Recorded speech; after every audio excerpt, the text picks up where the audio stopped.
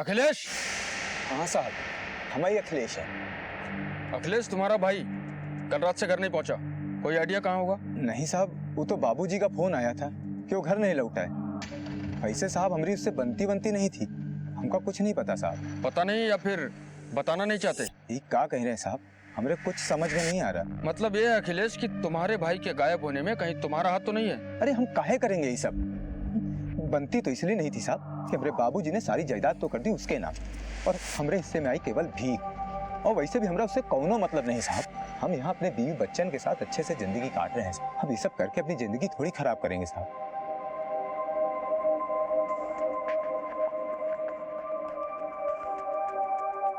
बेटा, तुमने जाना जरूरी है का? बाबूजी, हम जाना तो नहीं चाहते थे, पर चाचा, वापस फैक्ट्री जाना बहुत ज़रूरी है, पर हमारा कोई काम हो या कोई सहायता चाहिए तो फ़ोन करिएगा। और चाचा, राम मिल जाएगा, एतबार रखिए। अच्छा, हम चलते हैं, प्रणाम।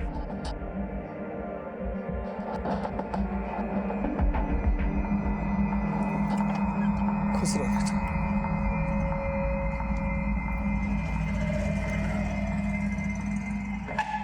सर, मैंने मानेर में काफी पूछताछ की। रेखा के कई चाहने वाले निकले सर।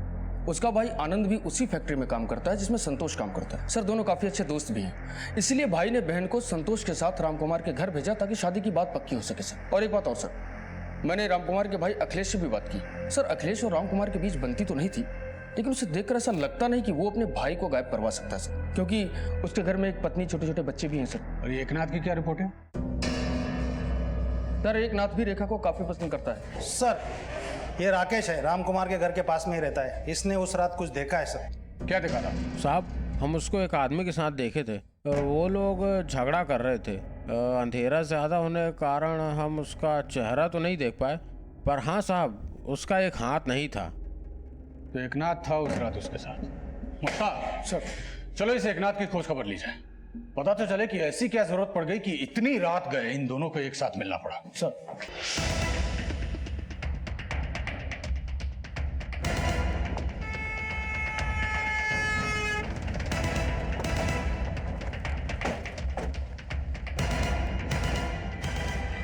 दरवाजा खोलो। अरे काहे पकड़ रहे साहब हमको? हम का किए हम? पहले जितना पूछ रहा हूँ सच सच बोल। जिस रात रामकुमार गायब हुआ तो उसके साथ था। माजरा क्या है?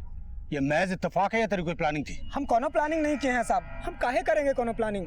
बस बात यह है कि हम रेखा को बहुत पसंद करते हैं साहब, और वो भी हमको बहुत पसंद करती है। बस यही समझाए को गए थे हम रामकुमार को, ताकि वो पीछे हट जाए और 3 जिंदगी बर्बाद होने से बच जाए। क्या बात कर रहे हो एकनाथ, पगला गए हो का? पगला नहीं गए, सच बता रहे हैं, सच। और ये बात कान खोल के सुन लो, ये शादी से कौनों का भला नहीं होगा, और रेखा भी हमको पसंद करती है। हाँ, जैसे तुम कह दी और हम मान लिए। बस इतना ही बात था साहब। हम भला उनको काहे कुछ करेंगे? मुश्ताक सर, रेखा का कहना है कि रामकुमार और वो एक दूसरे को प्यार करते थे, और यहाँ एकांत कह रहा है कि वो और रेखा एक दूसरे को पसंद करते थे। कहीं ये सारा कुछ रेखा की वजह से तो नहीं हो रहा है? सर, रेखा के भाई आनंद तिवारी से बातचीत करते हैं। वो इन सबको जरूर जानता होगा, और एक भाई होने के नाते उसे जरूर पता होगा कि रेखा के आगे पीछे कौन कौन था और किस वजह से था, और रेखा किसे पसंद करती थी। तनिक मुस्कुराइए ना। काहे मुस्कुराए? मुस्कुराती तो बहुत अच्छी लगती है। पर काहे मुस्कुराए? कोई वजह भी तो होनी चाहिए। अरे, हम तुम्हारे सरप्राइज लेके आए हैं। सरप्राइज?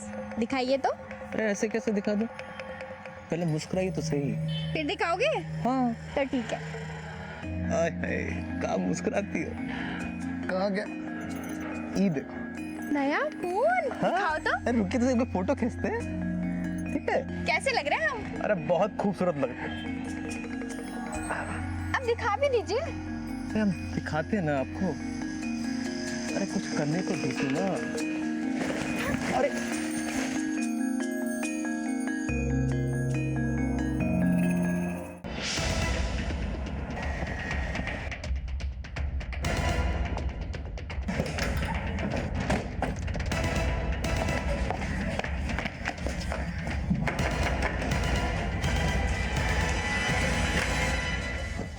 आनंद तिवारी।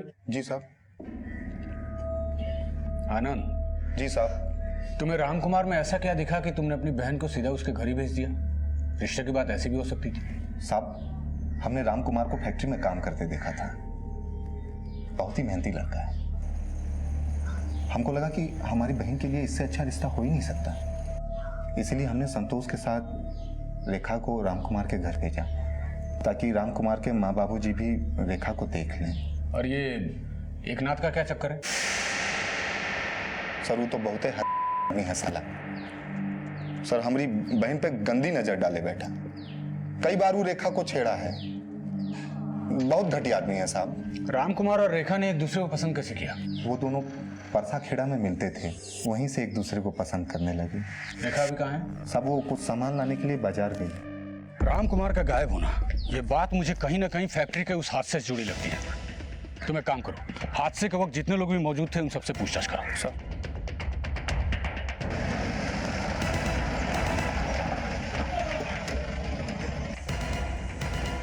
आप हैं मैनेजर?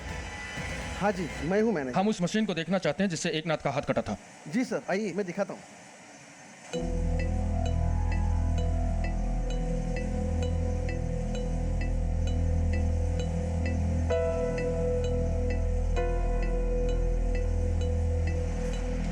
इससे पहले भी इस मशीन के साथ कोई हादसा हो चुका है? नहीं साहब, ये ऐसे पहली बार ही हुआ है, ऐसे पहले कभी नहीं हुआ। हमारे सारे मशीन्स की मरम्मत हर महीने होती है। ये जो हादसा हुआ है ना साहब एकनाथ के साथ, ये पहली दफा ही घड़ा है। साहब उस दिन एकनाथ काफी खोया खोया सा लग रहा था। मतलब उसे संभाल के काम करना चाहिए था, क्योंकि कारखाने में आप देख रहे हैं इतनी बड़ी बड़ी मशीनें हैं, यहाँ हमेशा चौकस रहना बहुत जरूरी होता है।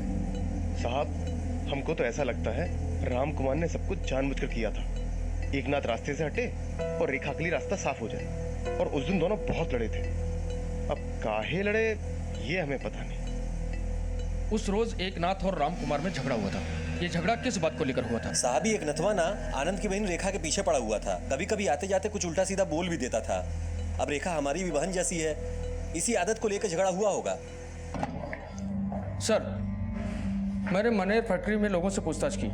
कुछ का कहना है कि उस दिन एकनाथ ही खोया खोया सा था, जिसकी वजह से लापरवाही में उसका हाथ कट गया सर। और कुछ लोगों ने बताया कि एकनाथ और राम कुमार के बीच झगड़ा भी हुआ था सर। ये झगड़ा किस वजह से हुआ था? सर संतोष ने बताया कि एकनाथ रेखा के पीछे था और उस पर गंदे गंदे कमेंट्स भी पास करता था। झगड़ा इसी बात को लेकर हुआ था। मुश्ताक, कहीं ऐसा तो नहीं कि इसी वजह से एकनाथ को उस मशीन का शिकार बनाया गया? अखिलेश और एकनाथ दोनों के पास राम कुमार को गायब करने की वजह थी, लिहाजा दोनों शक के घेरे में थे। रिश्तों में खटास कभी भी दुश्मनी का रूप ले सकती है, फिर चाहे वो रिश्ता दोस्ती का हो या सगे भाइयों का। दुश्मनी किसी के लिए भी घातक बन सकती है। पुलिस ने राम कुमार से जुड़े हर इंसान और उसके रिश्ते को खंगालना शुरू कर दिया, क्योंकि इस वक्त छोटे से छोटा सुराग भी बड़ा खुलासा कर सकता था। हाँ सुनो, अरे हमको सब पता उस दिन क्या हुआ था, ठीक है? हाँ, रेखा के बारे में बात करना जरूरी है। नहीं नहीं नहीं नहीं, सिर्फ हम और तुम कारखाने के पीछे 8 बजे के बाद, ठीक है?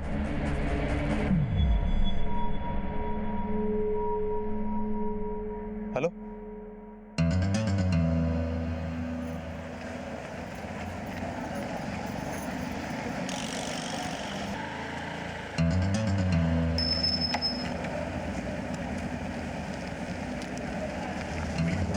तुम यहाँ क्या कर रही हो?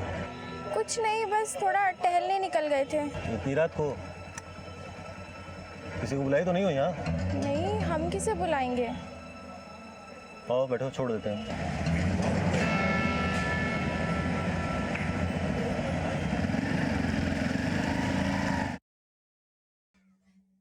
हमरा राम इतना भोला और सीधा है, किसी की बात पर भी भरोसा कर लेता है। फिर यही सोच के तो हमने अपनी आधी से ज्यादा जायदाद उसके नाम कर दी थी, ताकि उसका भविष्य सुरक्षित हो जाए। अखिलेश को तो हम जानते हैं, होशियार है, अपनी जिंदगी संवार लेगा। पर हमें क्या पता था कि जायदाद के चक्कर में दोनों भाई एक दूसरे के इतने बड़े दुश्मन बन जाएंगे। काश दोनों भाई साथ होते।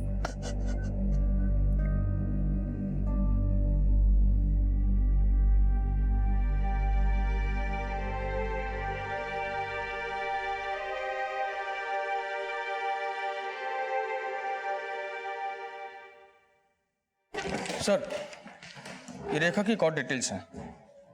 इसमें उन तमाम लोगों के नंबर्स हैं जिनसे वो फोन पर बात करती थी या जिनके कॉल उससे आते थे।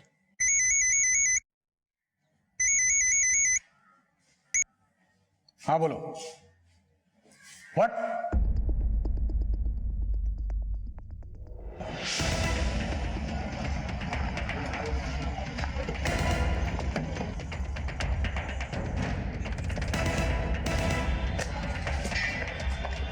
हटो साइड।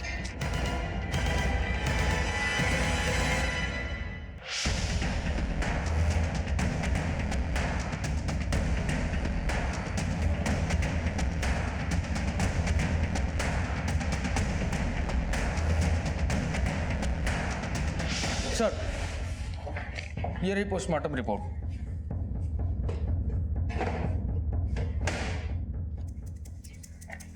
सर, रिपोर्ट के मुताबिक ड्रग्स के हैवी डोज की वजह से ही नमन मिश्रा की मौत हुई थी।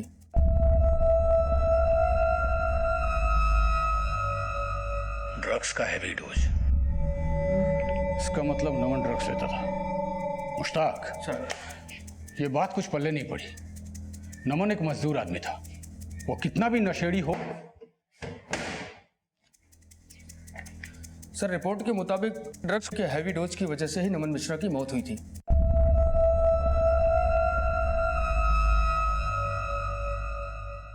ड्रग्स का हैवी डोज, इसका मतलब नमन ड्रग्स लेता था। मुश्ताक सर, ये बात कुछ पल्ले नहीं पड़ी। नमन एक मजदूर आदमी था, वो कितना भी नशेड़ी हो, लेकिन ड्रग्स जैसी चीज का रेगुलर सेवन करना उसके बस की बात नहीं हो सकती। तुम सबसे पहले यह पता लगाओ कि नमन वाकई ड्रग्स लेता था या नहीं।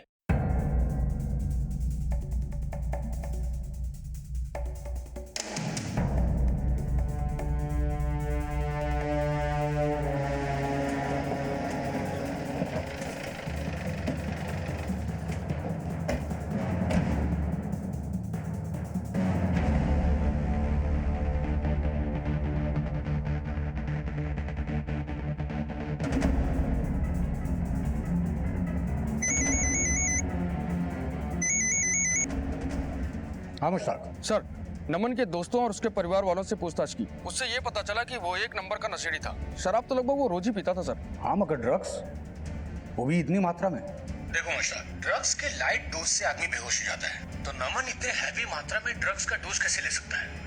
जरूर इसके पीछे किसी का हाथ है। हो सकता है कि उसने ये ड्रग्स खुद ना खाया हो, बल्कि उसे किसी ने खिलाया हो सर। पॉसिबल है। रेखा से जुड़े अब तक 3 नाम सामने आ चुके थे, राम कुमार, एकनाथ और नमन। राम कुमार का कोई सुराग नहीं मिल पाया था, एकनाथ का एक एक्सीडेंट में हाथ कट गया था, और अब नमन की मौत। क्या ये तीनों घटनाएं आपस में जुड़ी हुई थी, या फिर कोई था जो रेखा से जुड़े हर नाम के लिए खतरा बना हुआ था? क्या राम कुमार के गायब होने और दूसरी घटनाओं में कोई संबंध था, या फिर रेखा ही इन सब के लिए जिम्मेदार थी? राम कुमार को गायब हुए 2 महीने बीत चुके थे, और अब उसके मिलने की सारी उम्मीदों ने भी दम तोड़ दिया था।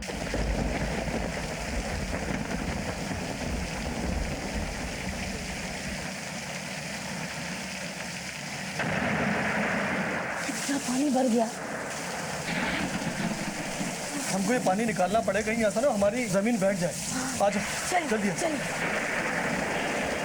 अंदर के कमरों को भी देखते हैं, कहीं ऐसा ना इतना पानी वहां भी भरा। हाँ चलिए चल। अरे रामकुमार के कमरे में इतना पानी। सुमित्रा, पानी जल्दी से निकालना पड़ेगा। अरे बाप रे। सुमित्रा,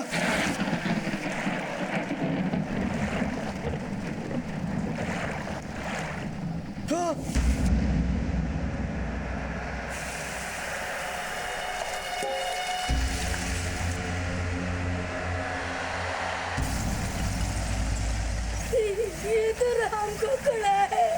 राम?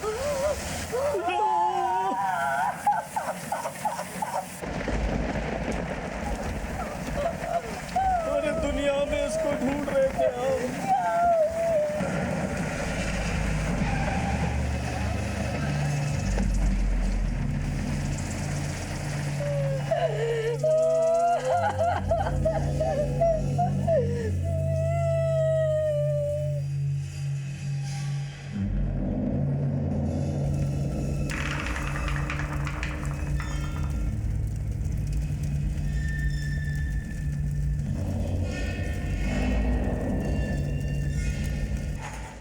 ये एकनाथ का काम नहीं हो सकता।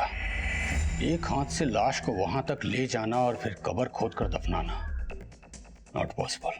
मुश्ताक, क्या पॉसिबल है कि राम कुमार की लाश उसी के घर में गड़ी हो? इतना सब कुछ हो गया और बाप को खबर तक नहीं। सर हो सकता है कि सच में उसे पता ना हो, क्योंकि अगर वो इन सब के पीछे होता तो बारिश के बाद भी लाश के बारे में किसी को पता नहीं चलने देता सर। वो तो ठीक है मुश्ताक, लेकिन हमें अपनी तरफ से एक बार ब्रजेश्वर को टटोलना चाहिए।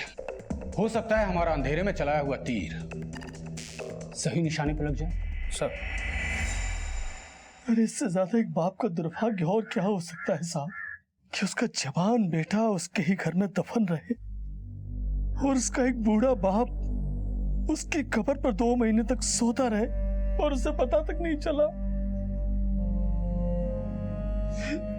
संभालिए अपने आप को। खूनी जो भी है जल्दी पुलिस की गिरफ्त में होगा। सर ये राकेश है, अखिलेश का पड़ोसी। राम कुमार के बारे में कुछ है जो ये हमें बताना चाहता है। हाँ बोलो। अखिलेश के बाबूजी अखिलेश के यहाँ बहुत दिन बाद दिखे, इसलिए हमारा ध्यान उन पे गया। अखिलेश, अखिलेश। प्रणाम बाबूजी। खुश रहो।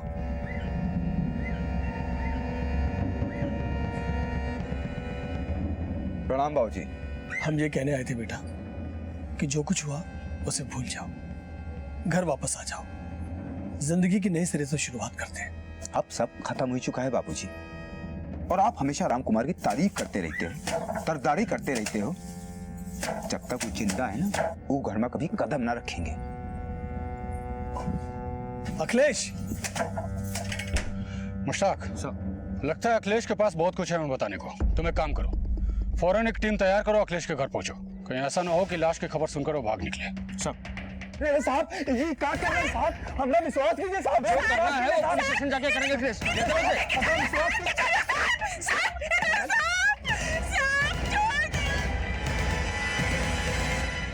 तो बात अब साफ साफ कर लेते हैं, और ध्यान रहे कि दोनों सच ही बोलेंगे।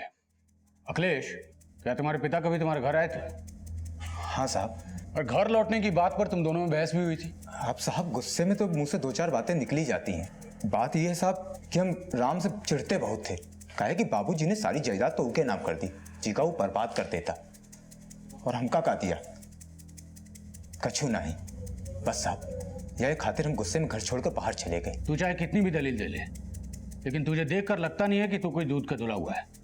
और ब्रिजेश्वर जी, आप कहीं ऐसा तो नहीं कि एक बेटा तो खो ही दिया है तो कम से कम दूसरे को बचा लो? हमारे बेटे आपस में झगड़ा भले ही कर सकते हैं, पर हम इतना जानते हैं कि वो किसी का खून नहीं बहा सकते। आपका ये बेटा क्या कर सकता है ये तो आप अच्छी तरह जानते हैं, लेकिन मैं क्या कर सकता हूँ ये आप नहीं जानते। इसलिए दिमाग की नसों पर जोर दीजिए और सोचिए कि क्या किया, किसने किया और क्यों किया।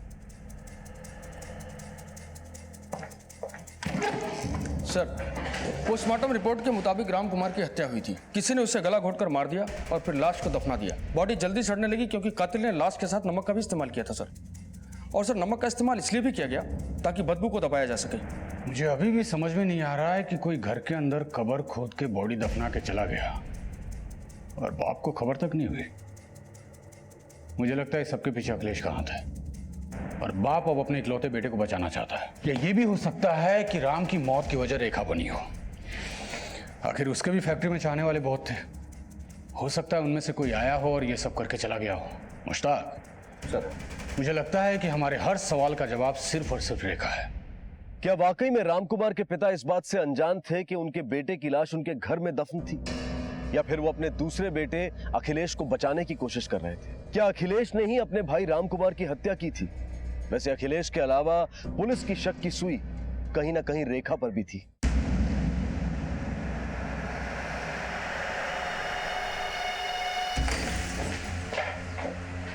रेखा, सर इसको जल्दी हॉस्पिटल पहुंचाओ। चूहा मारने की दवा खाई थी। सिचुएशन क्रिटिकल हो सकता था पर अभी ठीक है। जहर अभी बाहर है पर रिकवर होने में 2 से 3 दिन लग सकते हैं। हाँ तो रेखा, मामला क्या है? ऐसा क्या हुआ कि तुमने चूहे मारने का जहर खा लिया? साहब, आज तक हमने जिससे भी प्यार किया वो सब हमको छोड़कर चले गए और इस बार भी ऐसा ही हुआ साहब। इसलिए हमने सोच लिया कि अब हम नहीं रहेंगे। मैं तुम्हारा दुख समझ सकता हूँ, सुनकर बड़ा अफसोस भी हुआ, लेकिन वो क्या है ना, मेरी भी एक परेशानी है जिसे सुनकर तुम्हें भी बड़ी तकलीफ पहुंचेगी।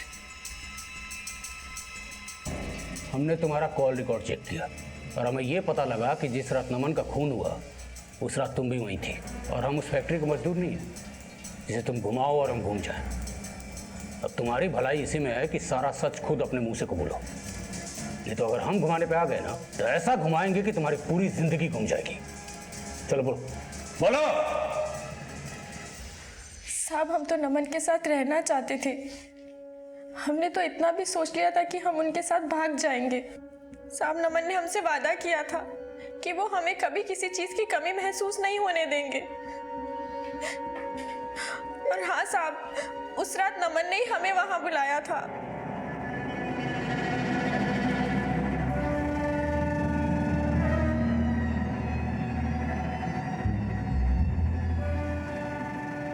अरे हम तुम्हारे साथ है ना, काहे चिंता करती हो?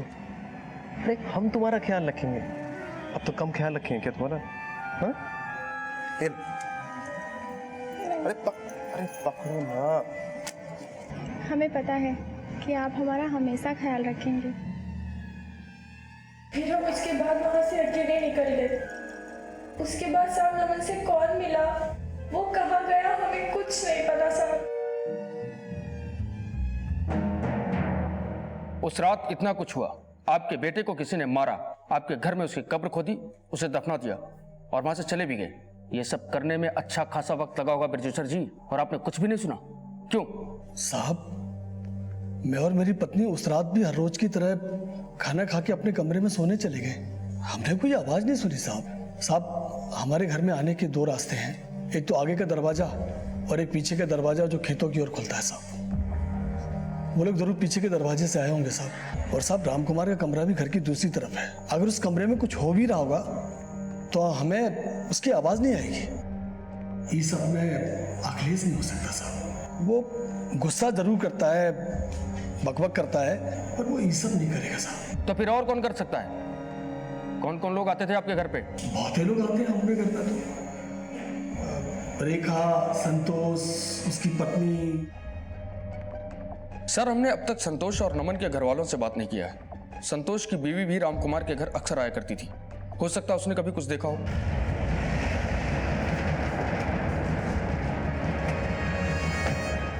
रामकुमार के घर आना जाना होता था तुम्हारा?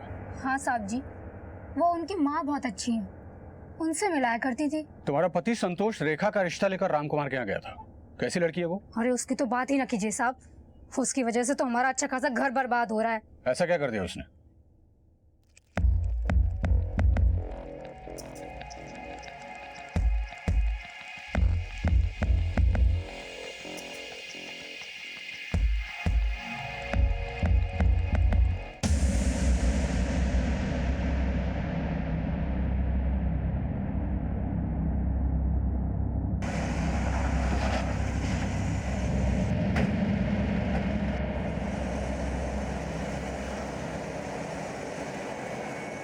चल संतोष। साहब क्या हुआ? तेरे लिए जेल में एक नया काम ढूंढना है, चक्की पीसने। अरे अरे हम क्या किए? अरे अरे साहब बोला मत, हमें सब सच पता चल चुका है कि रामकुमार और नमन को तू नहीं मारा है। क्या बोल रहे? हम काहे मारने लगे रामकुमार को? तेरी बीवी ने सारा सच उगल दिया है और तेरे सारे काले कच्चे चिट्टे खुल चुके हैं। रेखा कुछ दिन तेरे घर पे भी रही थी, राइट? और तुम दोनों के बीच कुछ चल भी रहा था, और नमन की बीवी ने हमें बताया कि नमन को कोई 5 लाख रुपए देने वाला था और वो शहर से बाहर भी जाने वाला था।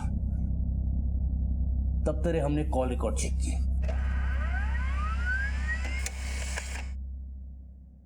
और पता चला कि कत्ल वाले दिन नमन ने तुझे फोन भी किया था। हेलो? और कत्ल की रात रेखा तेरे साथ भी थी। फिर क्या, सारा मामला हमारे सामने आने की तरह साफ हो गया। अब बस तेरे मुंह से सुनना बाकी है। चल बोल। साहब नमनवा हमको कारखाने में तार बदलते हुए देख लिया था,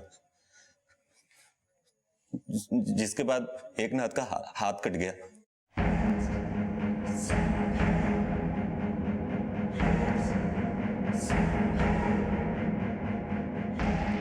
हमको जो करना था हम तो कर गए, लेकिन नमनवा को हम पे शक हो गया था। पूछताछ में तो कुछ बोला नहीं, लेकिन अपना मुंह बंद रखने का हमसे पैसा ईटना चाहता था। हम भी उसको पैसा का लालच दे दिए, वो हमारे जाल में फंस गया।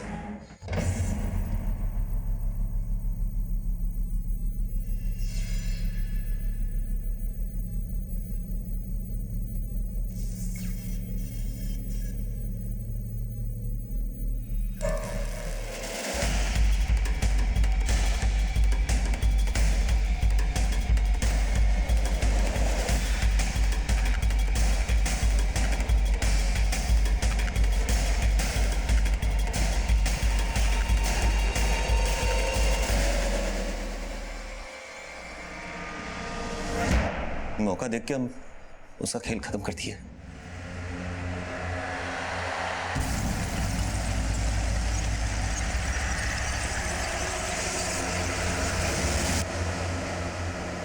हमको रेखा के पास कोई अच्छा नहीं लगता था। हमारी रेखा सिर्फ हमको हमारे साथ चाहिए थी। मनो हमसे पैसा तो इतना ही चाहता था, साथ ही साथ रेखा भी उसको चाहिए थी। जी का जंजाल बच गया था हमारे। उससे पहले रामकुमार को क्यों मारा? तो भैया हम बता रहे थे ना, राम से बेहतर लड़का रेखा के लिए और कोई नहीं है हमारी नजर में। हम भी उसको देखे हैं फैक्ट्री में काम करते हुए। बड़ा मेहनती और ईमानदार लड़का है। तो कहो तो बात चलाए। अरे भैया नेकी और पूछ चलो बात पक्की है, हम बात करते हैं उससे। हम रेखा को रामकुमार के यहाँ छोड़ाए। हमको लगा कि रेखा रामकुमार के यहाँ रहेगी तो किसी को शक भी नहीं होगा और हम लोग मिलते जुलते रहेंगे।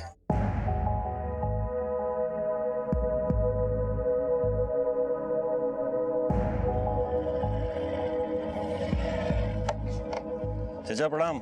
ले आए तुम्हारी बहुरिया। कैसी है चाची? अपनी बहुरिया को देख लो भैया, शिकायत ना करना फिर। अरे मेरा राम, बस बैठा रहोगे? उठो तो देखो, ले आए। कैसी है? पसंद आई? पर 3 दिन में ही हमको उसकी याद सताने लगी।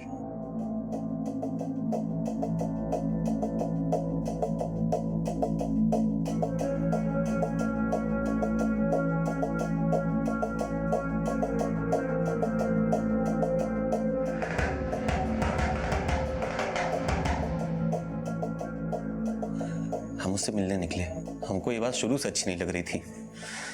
बर्दाश्त के बाहर था हमरे कि रामकुमार भी रेखा के साथ वही सब काम करे। हम एक रात उन दोनों को देखे भी।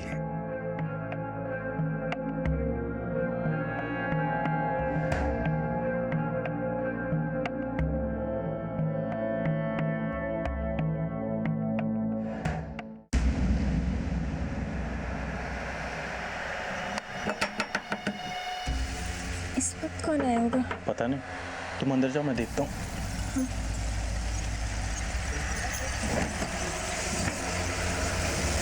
अरे संतोष, इतनी रात के? हाँ यार, क्या बात है? मन नहीं लग रहा था ना, तो सोचा तुम्हारे साथ 2-2 पैकिंग मार ले। अरे आओ। अरे रेखा, देखो तुम्हारे भाई आए हैं।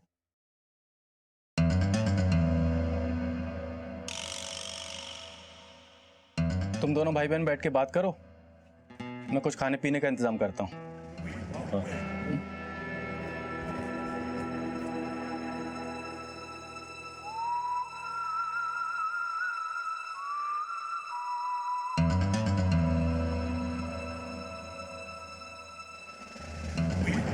हाँ भाई संतोष,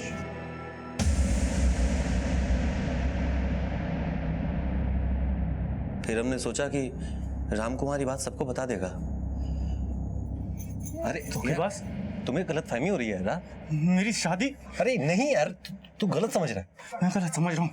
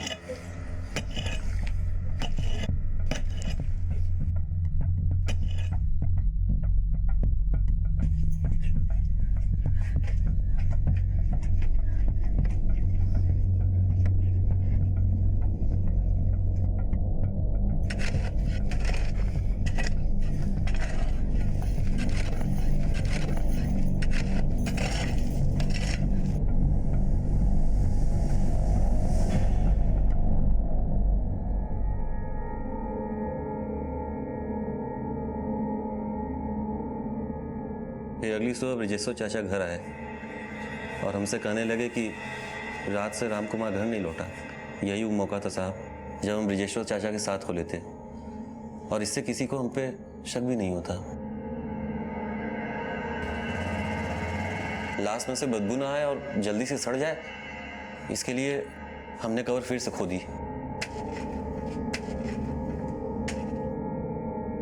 उसमें नमक डाल दिया और फिर से कवर फाड़ दी।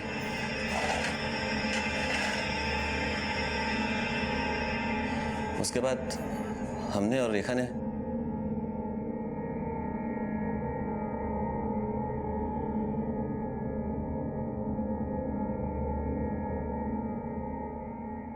रामकुमार और उसके पिता को संतोष पर पूरा भरोसा था और संतोष ने उनके इसी भरोसे का फायदा उठाकर अपने मकसद को कामयाब करना चाहा। संतोष अपने पहले गलत कदम को कारगर बनाने के लिए एक के बाद एक गलत कदम उठाता गया और नतीजा रामकुमार को अपनी जान से हाथ धोना पड़ा। जब जुर्म का काला पर्दा किसी की आंखों पर पड़ता है तो सही और गलत का फर्क खत्म हो जाता है और वो इंसान अपने गलत इरादों को पूरा करने के लिए किसी भी हद तक चला जाता है।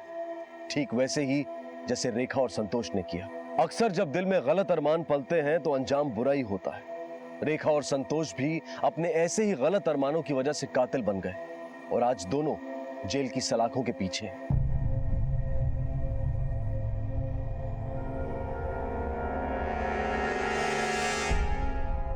किसी पर भरोसा करना गलत नहीं है, लेकिन आंख बंद करके भरोसा करना बिल्कुल गलत है। हमारे लिए जानना और समझना बेहद जरूरी है कि सामने वाले पर विश्वास किया जा सकता है या नहीं। आपसे फिर मुलाकात होगी अगले एपिसोड में एक और चौंका देने वाले केस के साथ। तब तक अपना और अपने परिवार का ख्याल रखें और देखते रहें क्राइम पेट्रोल डायल 100। सबक एक को सीख